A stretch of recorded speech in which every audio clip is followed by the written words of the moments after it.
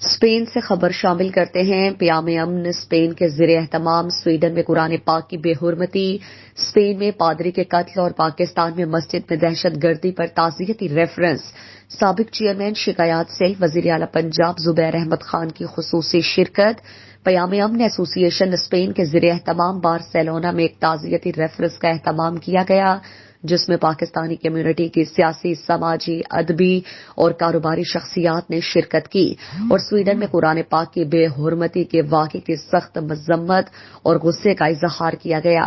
اس کے ساتھ ہی اسپین اور پاکستان میں ہونے والے دہشت گردی کے واقعات کو بھی انسانیت کے خلاف ظلم قرار دیا گیا اور کمیونٹی ممبران نے واضح کیا کہ دکان کا اور دنیا کا کوئی ایسا مذہب ایسے گناؤنے جرائم کی اجازت نہیں دیتا، اور مطالبہ کیا گیا کہ ہر ملک ایسے واقعات روکنے کے اقدامات کرے۔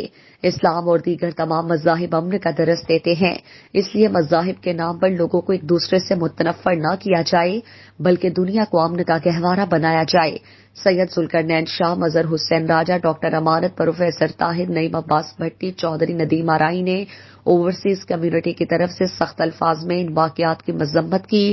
پیام امن اسپین کی صدر جوزفین کرسٹینا نے کہا کہ تمام مذاہب امن کا درس دیتے ہیں، دہشت گردی کسی بھی رنگ میں ہو وہ قابل قبول نہیں۔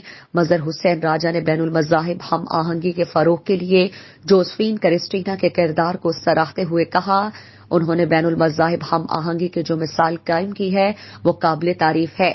اس موقع پر وزیر اعلی شکایات سیل پنجاب کے سابق چیئرمین جناب زبیر صاحب بھی موجود تھے۔